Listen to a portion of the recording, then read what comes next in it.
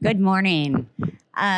Every one of us here today is one step away from a car accident, from something that impacts our life so dramatically that it can change in a second.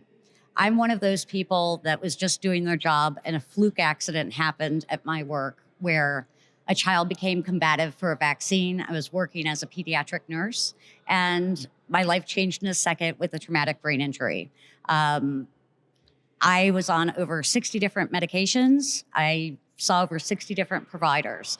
I was a victim of the New York State workers' compensation system, and cannabis was never offered as a treatment.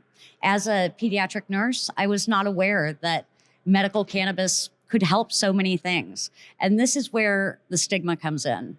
As a graduate with honors of the Nancy Reagan DARE program, I truly believed cannabis was something that no one can get medicinal benefits from. And when I became injured, it was never offered as an alternative therapy or solution to my significant cognitive function issues, anxiety, depression, and chronic pain.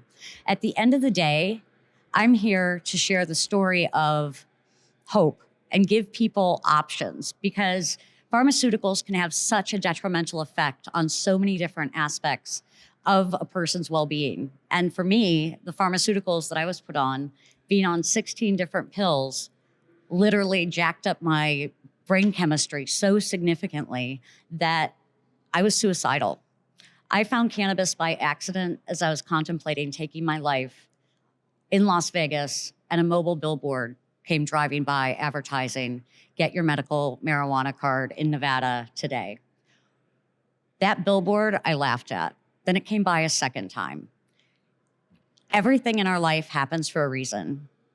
If you would have told me 8 years ago that I was going to be this outspoken cannabis advocate, I would literally say, there's no way. And I can just say this plant has done more for me than any pharmaceutical ever has. We must talk about our stories. We must share how the plant makes a difference in our life. At the end of the day, it's not about getting high. It's about getting well.